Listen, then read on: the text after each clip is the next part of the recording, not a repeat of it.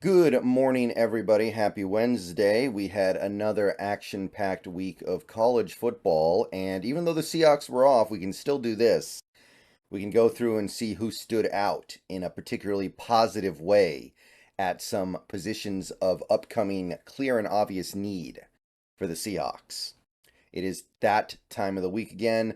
The bye week, I'll tell you, the bye weeks that some of these teams have is really starting to eat into the high profile players.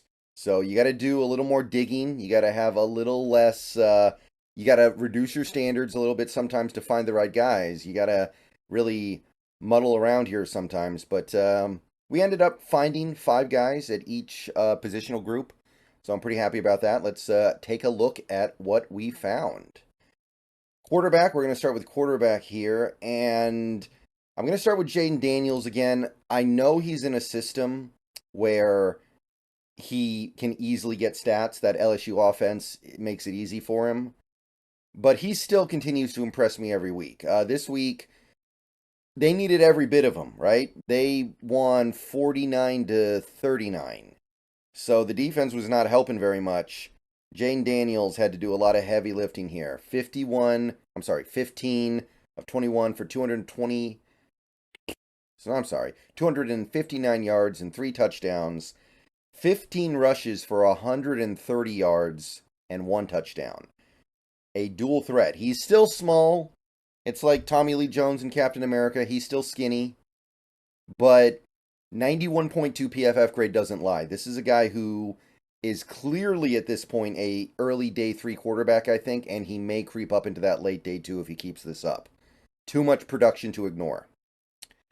Drake May, another quarterback who I thought played really well on Saturday.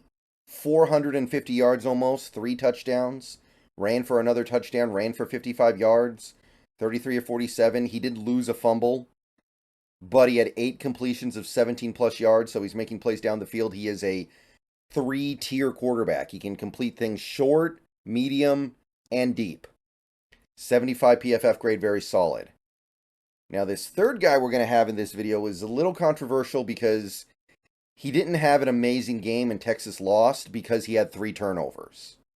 He had 2 interceptions and a fumble, but I'm going to put him here regardless because one of the interceptions was not his fault. It bounced off Sanders' hands, and he did some great things outside of the 3 turnovers.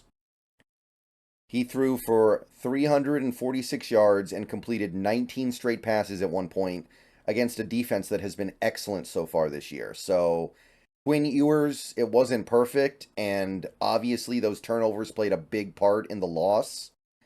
But he did enough good for me to say, hey, there's still some really impressive stuff here against a defense that until Saturday had been excellent. So, 75.8 PFF grade, really strong. And we're going to reach into the Wayback Machine a little bit for this next guy, DJU, out of Oregon State. And we've kind of forgotten about this guy because he played so bad at the end of the season last year for Clemson.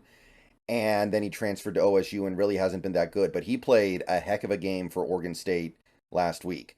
19 of 25, 275 yards, 5 passing touchdowns. 5 carries for 14 yards. PFF grade was sterling, 92.8. This is not me advocating for drafting DJU. I don't think he's draftable. I think he's like maybe 7th round territory, but maybe UDFA, man. UDFA quarterbacks hit sometimes. So if you DJU's there in UDFA, you might be able to put him on your practice squad and maybe get something good out of him a little later. It's not out of the realm of possibility. Last guy, he just kind of managed the game, but I thought he started out really strongly and petered out at the end because Florida State was ahead by a lot and they weren't really asking him to do that much at a certain point. But Jordan Travis, 18 of 24 for 170 yards, 2 touchdowns, 10 carries, 25 yards, 80.1 PFF grade, just solid all around, just a nice little game manager game. And sometimes that's all you need. Sometimes you take a big lead early and that's all there is to it. But I like Jordan Travis, decent 3rd round, 4th round guy for me.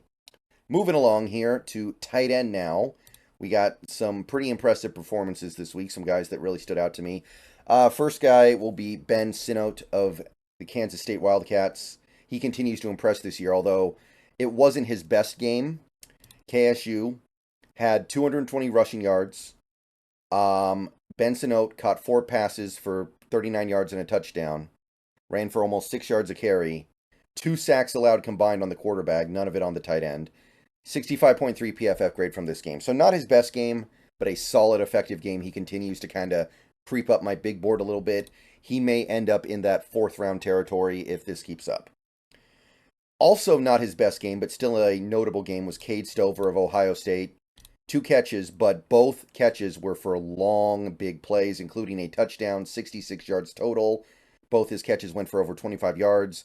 60.5 PFF grade. He continues to be a pretty good blocker. I like the dude a lot.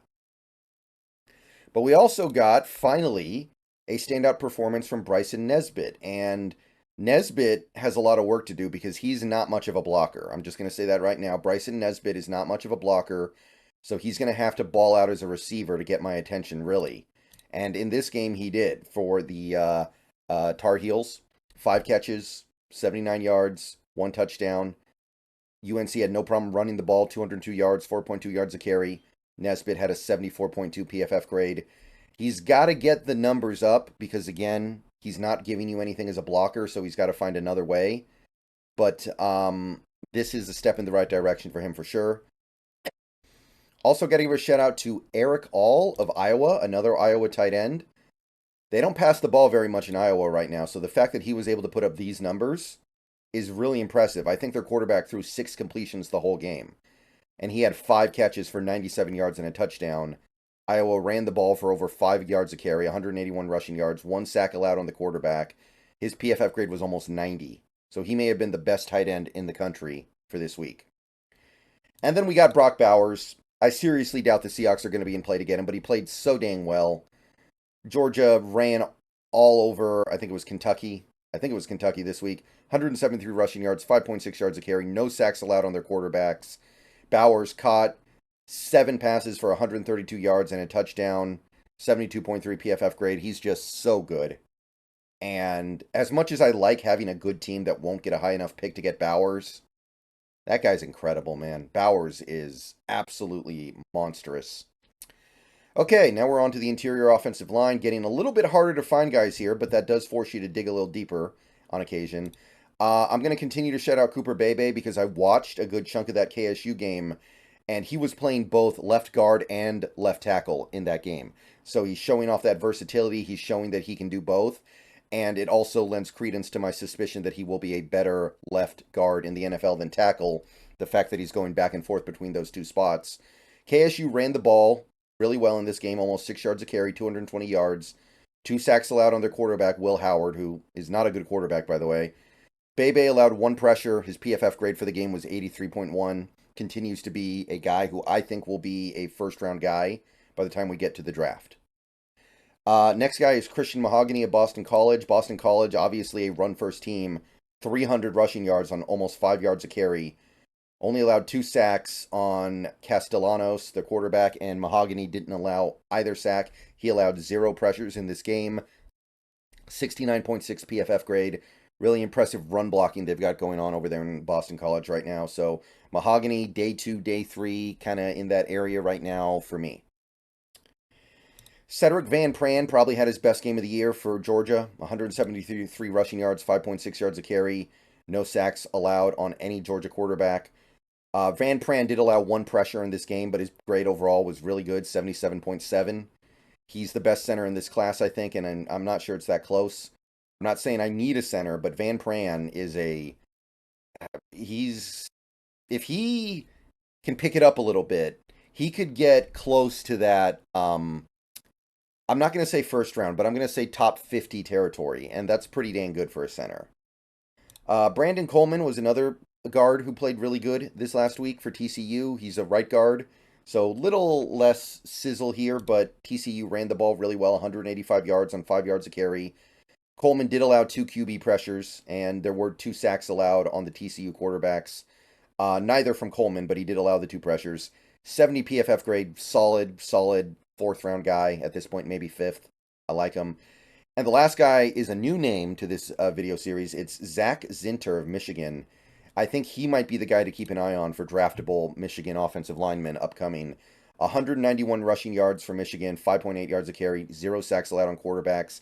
Zinter allowed 0 pressures in this game, PFF grade of 67.2. So Zinter, I think, might become a new right guard guy to keep an eye on here. Maybe fourth round guy, fifth round guy. I'm starting to come around on him. Okay, now we're flipping over to the defense here. Defensive line. We got Jerzan Newton, who continues to assert himself as the top defensive lineman in this draft for Illinois. Illinois' defense just isn't that good, but he's doing what he can. 7 tackles, including half a tackle for a loss, half a sack, 3 pressures on the quarterback. Illinois only allowed 312 total yards. They allowed a decent number of points because their offense sucks more than anything. Newton's PFF grade was great, 80.2.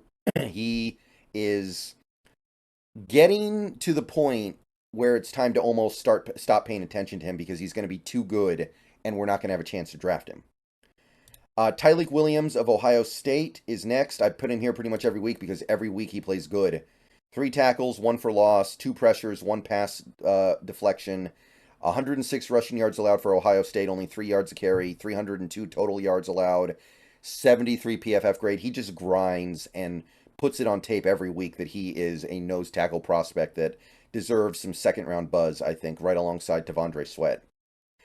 Justin Igbogbe, I believe is how you pronounce it, of Alabama is a new name to our list.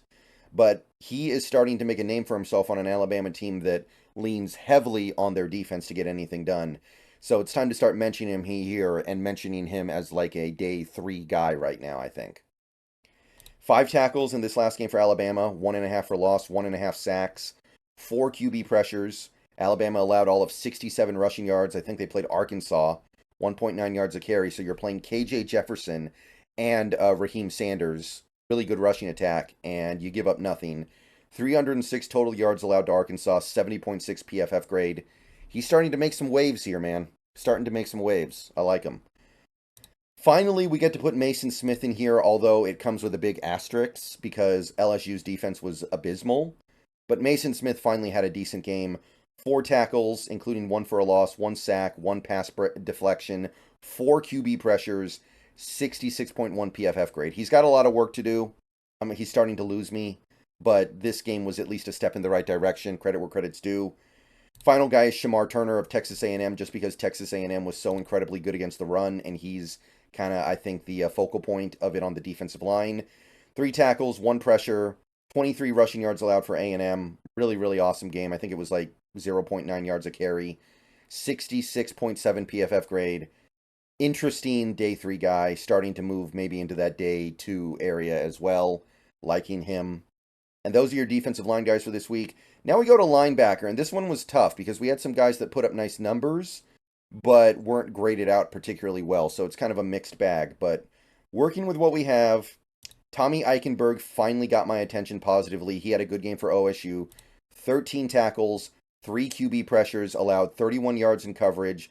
OSU played really well on defense, 106 rushing yards allowed, 302 total yards, but PFF didn't love it. They gave him a 59.1. But this was the first time this year when Tommy Eichenberg, I felt like, had a non-trivial positive impact on his defense. So, good stuff there. Danny Stutzman, similar boat for OU. OU played their worst defensive game of the year by far because they played a good offense in Texas. And Stutzman played probably his worst game of the year, and he still had a tackle and a half for loss, 9 tackles. It was mostly just the 49 coverage yards that he allowed that gave him the 56.7 PFF grade. So if this is Danny Stutzman at his worst, I'm pretty into that. I like Stutzman. And if this is him at his worst, I'm feeling pretty good about him as a day 3 linebacker. Also getting my attention in a positive way for the first time in a while, Jeremiah Trotter Jr. of Clemson. He was slipping. Things were not going his way.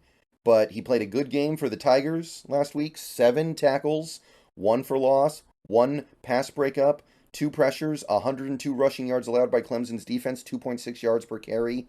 Only 240 total yards allowed, 12 points allowed. His PFF grade was good. I don't think he allowed any receptions in coverage, which is big for him. So Trotter back in the right direction. Cedric Gray had maybe his best game of the year all around. 8 tackles, including 1 for a loss, a sack, 3 QB pressures, allowed 15 yards in coverage. UNC only allowed 3.3 yards a carry, 92 rushing yards, 221 total yards allowed, 7 points allowed. So Cedric Gray, I've already liked what I've seen, but he had maybe his best game of the year. 83.5 PFF grade. That UNC defense is putting in some work right now compared to some of their previous games. So shout out to them as a whole. But Cedric Gray to me is becoming a maybe day 2 guy. I'm liking what I see. If he tests well, I'm super on board. Jamon Johnson of Georgia gets my attention positively as well here. 4 tackles, but 1.5 for a loss, 1.5 sacks. 3 QB pressures, so he's doing some stuff blitzing. 55 rushing yards allowed for Georgia, 2.3 yards a carry.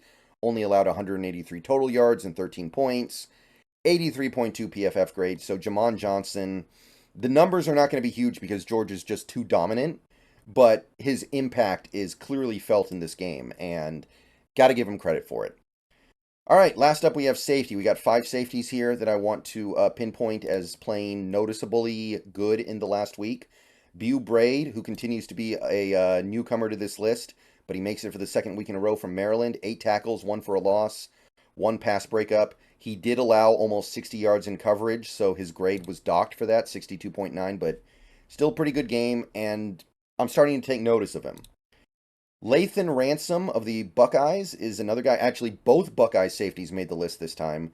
Both guys had 6 tackles. Ransom had a pass breakup and an interception. He returned 15 yards and 77.2 PFF grade. Proctor had a QB pressure, a tackle and a half for loss, had a pick 6, had -1 yards allowed in coverage. Ohio State only allowed 300 yards total. Proctor's grade was 84.2. So both OSU safeties, we got to start paying a little bit of attention here because those are both maybe day 3 guys, and they're both playing pretty well this year. Also making his second appearance on this list is Jaden Hicks of the Cougars. The Cougars did not play well against UCLA, but Hicks played well, I think. 12 tackles, including 2 for a loss, 43 coverage yards allowed, which we don't love, but 61.1 PFF grade. He may stay back for another year, but I'm liking what I see from Jaden Hicks. Caleb Downs is our last safety, the other Alabama safety. I think he was the standout guy. 7 tackles and a pick, 29 coverage yards allowed. PFF grade was excellent, 84.6. So both Alabama safeties now have to be entered in on the radar. And that's what I got from college football last week. Let me know what you think. I will see you guys later. More videos, more college football stuff coming. See you guys later on. Go Hawks.